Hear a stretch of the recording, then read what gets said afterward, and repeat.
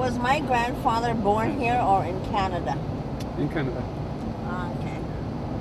I was wondering that yesterday. Yeah.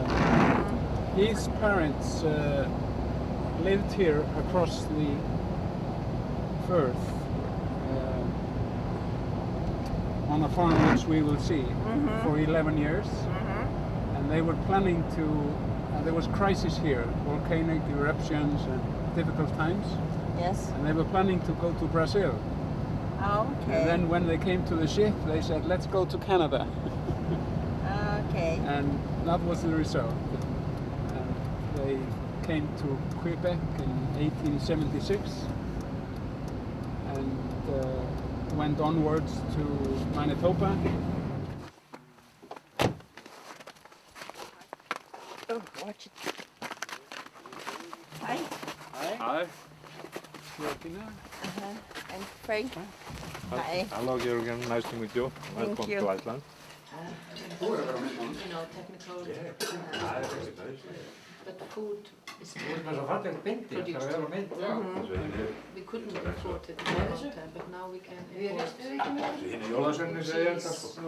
And sometimes.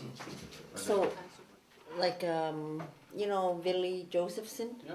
He would have on the same line here, but up further, right? At the same place as my dad would be here, and then I would be on the same as Theodore, maybe. If your father was here and you would be in this line, yeah. Yeah, okay.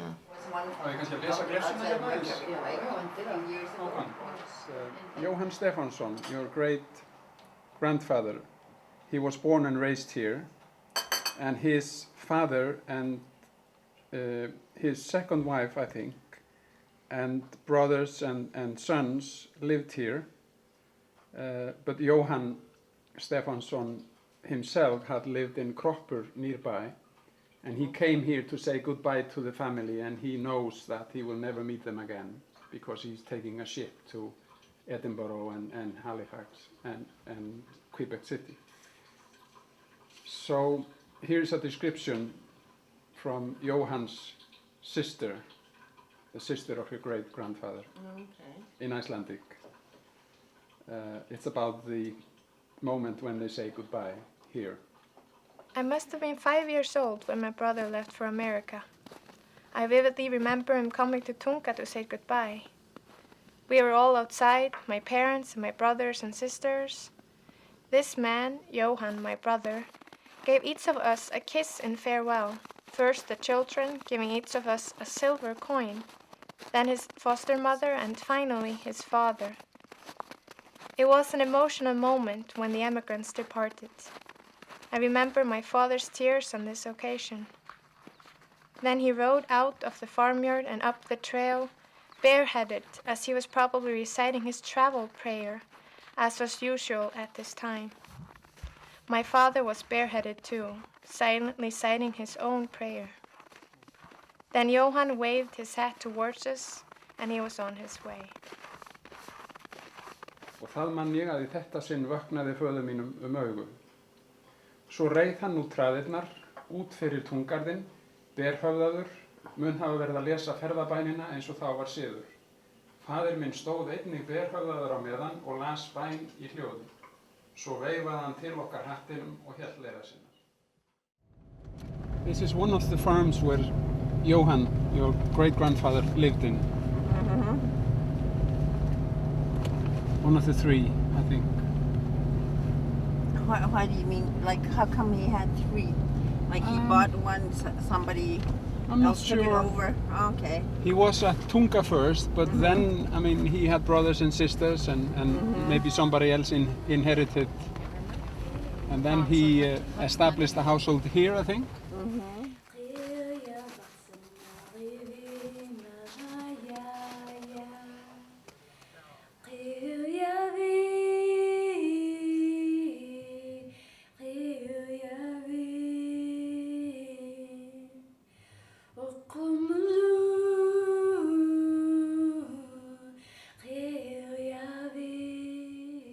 As a granddaughter of Dr. Vilhjalmur Stefansson, I am naturally very proud of him. Therefore, I'd like to tell you about him.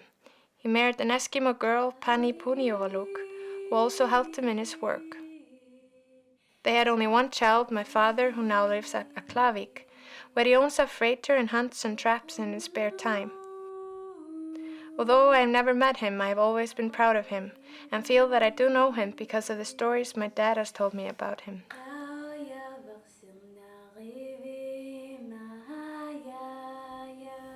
No, I was only in grade 5 when I wrote that letter. My teacher and I wrote it. So he said, well, how about if we write a letter to your grandfather?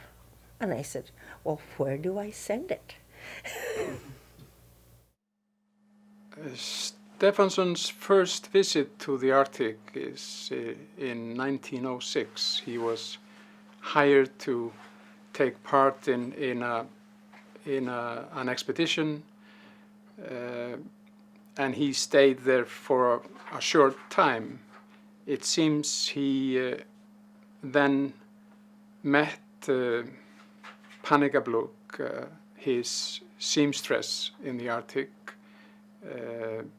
a year later during his second expedition, when he hired a couple of Inuit as assistants. In the summer of 1987, I was in Iowa City interviewing June Helm, professor of anthropology. She was an expert on Arctic and subarctic societies, and as an Icelander, I was curious to know if Stefansson had contributed to anthropology at all. And I asked Helm what was Stefansson's contribution. And we spoke for about an hour about Stefansson's work, and then she suddenly said, I worked with Stefansson's son in the Arctic for 2 summers. And the interview took a new turn. I was that time married to Scotty McNeish, who was an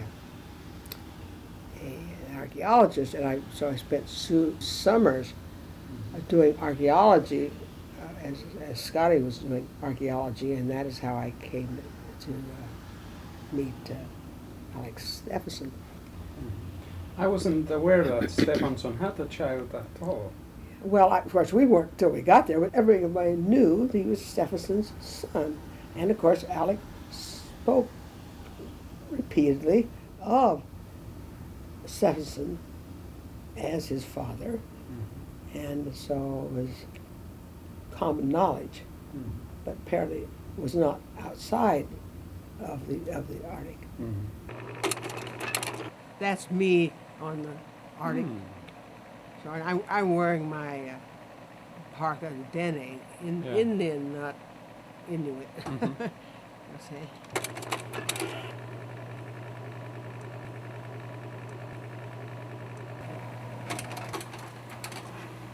Here again, there's a mix-up of this is still the seal with Alec and Scott. Yeah. I had never heard that Stefansson had a child, and I began to explore the issue through Helm's sources, and later on I heard stories among Canadian Icelanders about Stefansson's child, and still later I began to explore photographs from archives and letters written by Stefansson's friends. And before I knew, I was deeply into the saga of Stefansson's life, editing his field diaries and publishing his biography. It was extremely complex to get in touch with the Inuit family.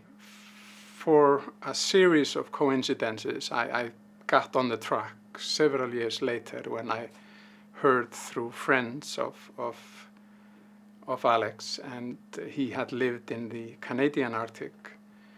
And finally I got the phone numbers for 2 of Alex's children in Inuvik, and I called them and had a kind of interview on the phone about the knowledge of Stefansson, and soon an entirely new saga about Stefansson and his work in the Arctic emerged. Just getting ready to start your go-go game on your purple cards, which is 1-9. You better believe it. 69, 069.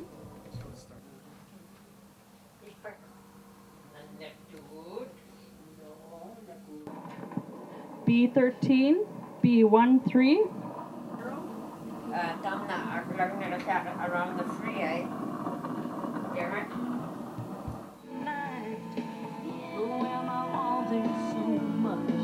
I-22. N36. I can't. Somebody's gonna beat me there. I-29. Oh. I knew my dad was half white, and our grandfather was from somewhere, you know.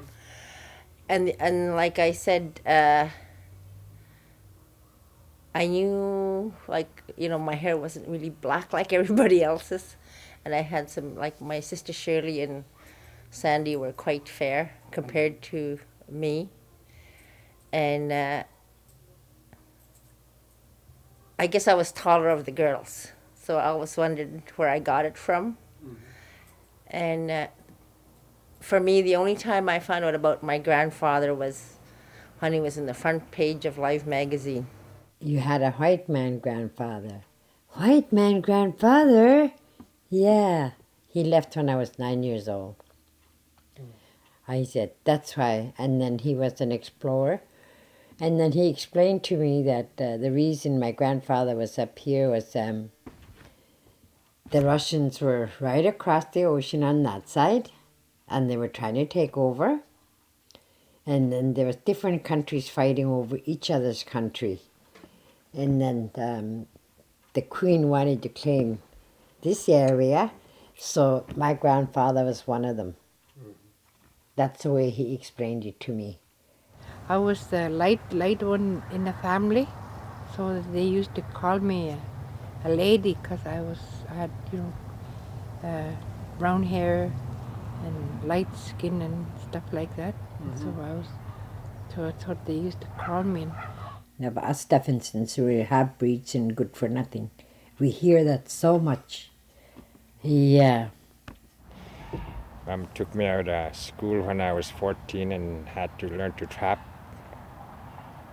with her because my oldest brother was always with my dad or with his uncles or somewhere. And at the time I didn't have a dog team yet, so I used to go with my mother or my uncles or somebody that needed help. I go to the library a lot. Yes. I'm the reader of the family. You'll see me in the library any day. Anytime I have not much to do, I can go to the library. And this was 1923. Mm-hmm. It's the first edition. This was probably in Alaska when they used to buy the mattress material to make their own clothing. Mm-hmm. Here's my life with the Eskimos. There's another one there, another one there. Here's in paperback. This we can take out. See. The only way I know about my grandfather is from the books I've read. And my dad had the first two editions, the Friendly Arctic, like the big hard books, and My Life with the Eskimos. I never ever read any of Stefansson's book. I was so disappointed in him. Yeah. And now I said, if he doesn't have anything to do with son, why would I have anything to do with him? When leaves begin to die, tabako ako tok paligid katalermata. That means he's lost the will to live.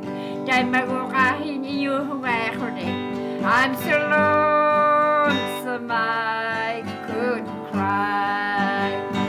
Ali ako ulit ba, di ba? Kaya ako ulit, di ba?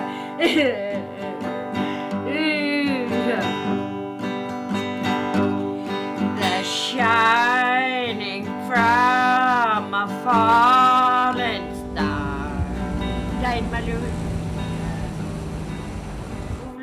katalerman. Kilagmin. Sa purple sky. Dahil mahinto yung talam. The moon just went. Howdy, neighbor, howdy. We were trying to go to a Klavik, we got lost. To hide his face and cry. Dahil mahin ka nuhuli-huli tunuli ako nuyap tunuan. That's where we're going to go through now, huh? Huh? That's where we're going to go through now. Yeah. Oh, we're going to hit it now.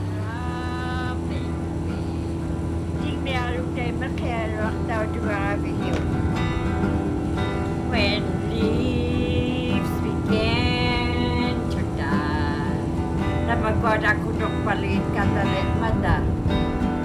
That means he's lost the will to live. Tapos inyo ako di sumabay. I'm so lonesome I could cry. Ali ako pa limatay, makiyahon mo lang naman.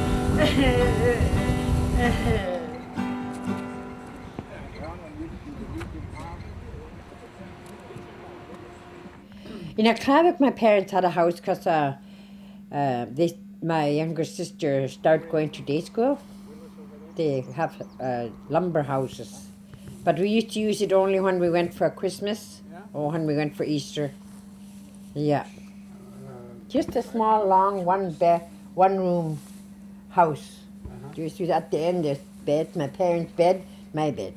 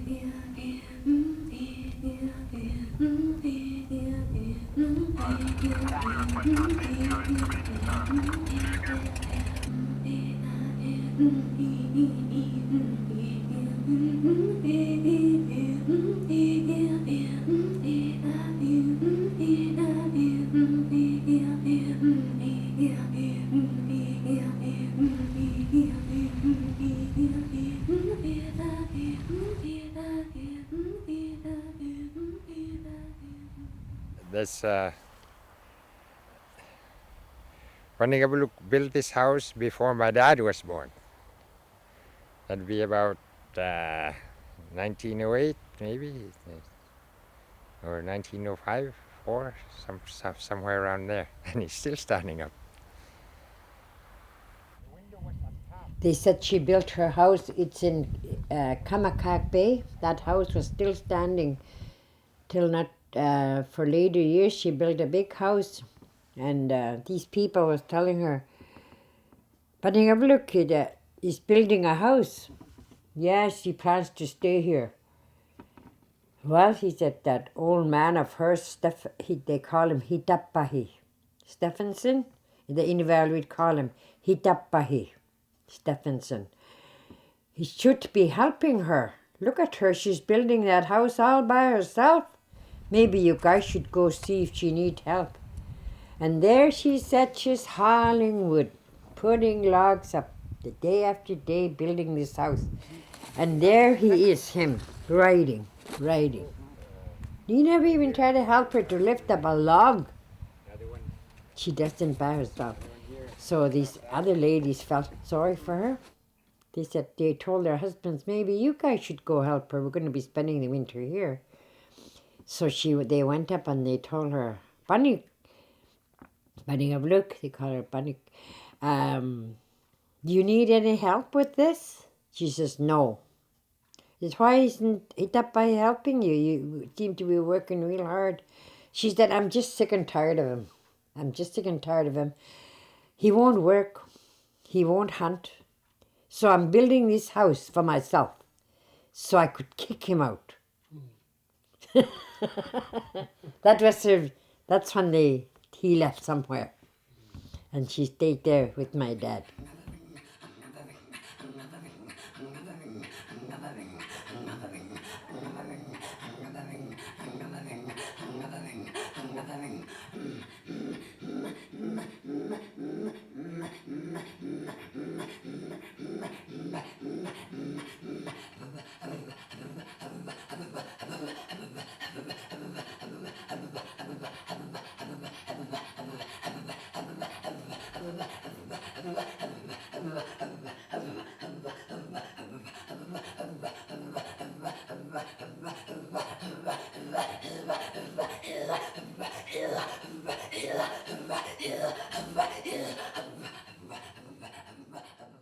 From what my grandmother used to say, the island, she said they did live together.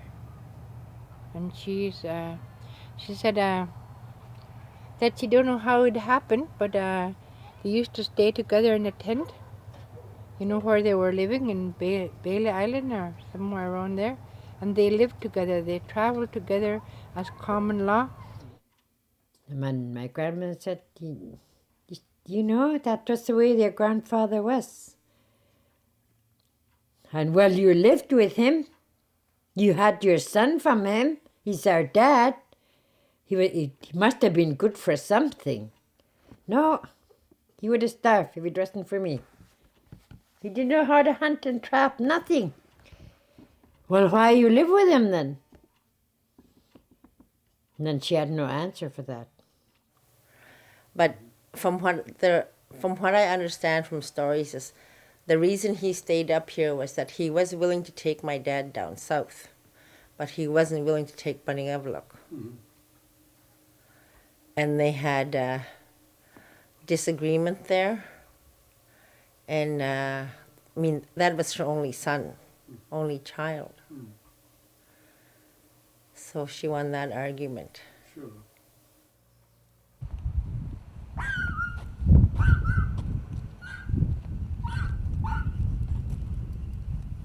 Yeah, but I figured that's where you probably would go, because that's where they moved the church from. Huh? Yeah. Well, there, you know, you've got from Mackenzie Diocese, yes. Mackenzie River Diocese.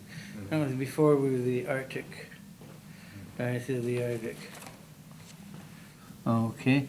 This is Fanny Pannigabluk, yes, the wife of Stephenson. And this is Alex Alahuk, the son of Stephenson and Fanny. And they were baptized. These are the ages. Back yes. then they didn't have the exact ages, yes. so about 45 and about 5. And baptized on August 15th, 1915 by Reverend Whitaker.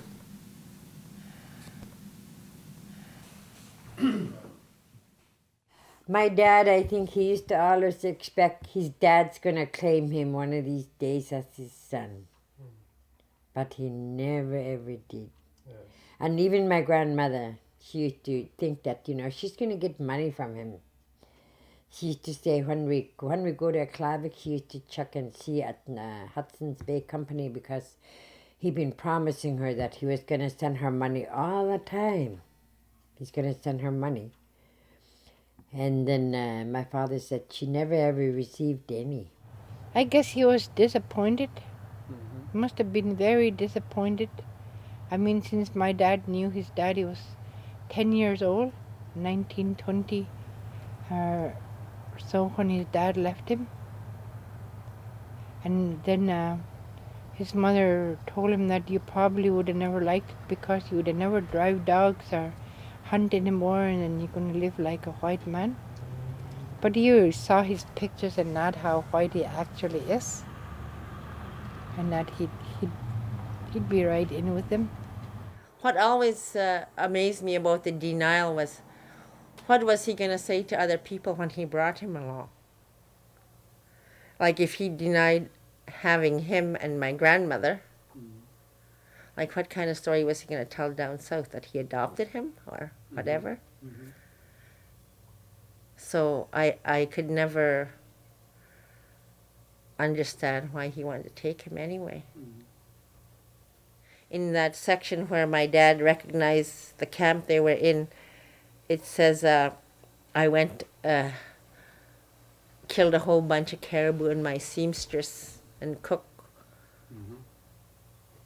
cleaned and sewed and everything, our clothes. Like it was never a mutual, he never talked about it as a mutual agreement. So I think that's where she felt really bitter about it. Yeah. Like I don't know, like they mutually agreed to live together and survive together. And then all of a sudden, she wasn't included in the survival. Stefansson never mentioned his son or his Inuit wife in either in his publications or the diaries, and therefore this was difficult to explore. It seems though that he had some contact with his son. He taught Alex to read and write English, probably during his last expedition. And there is some indication that Stefansson paid the bills for the family through the Hudson Bay stores in Canada. Otherwise, he seems to have completely ignored them. No, but Dick Finney told me when apparently he visited Belgium a couple of times, maybe more than that, but he said anytime he talked about, he said, by the way, I saw Alex Stefansson at Herschel Island, and he just shut up.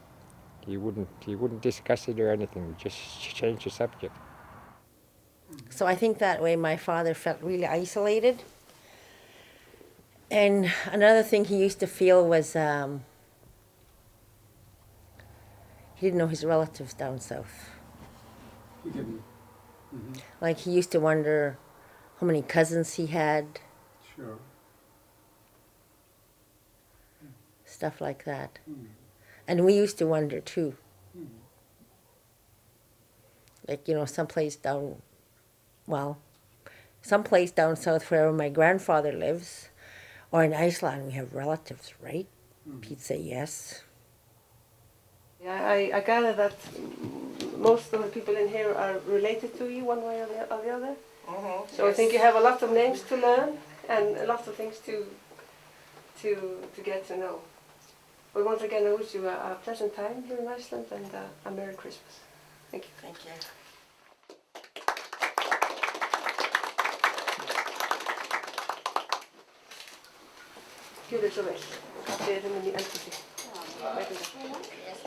Because we didn't know our grandfather, we didn't know how big Johannes or our great-grandfather's family was. So when people came up, I couldn't really say, like I didn't have the knowledge of who his brothers and sisters were that he left in Iceland when he left in 1876. So, but the relatives that I did meet could name their relation back to from Johannes and his brothers and sisters. At least now we know that we do have relatives here. But I can't say it's changed anything because I still never knew my grandfather.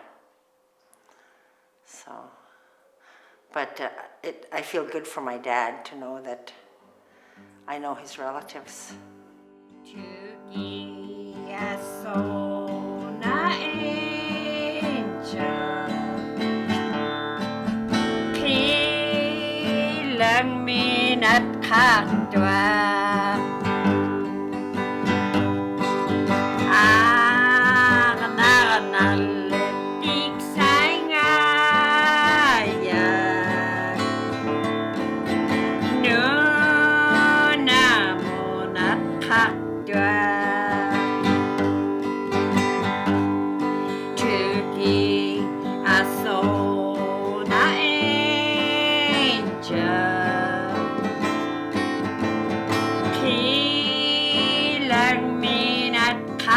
drive.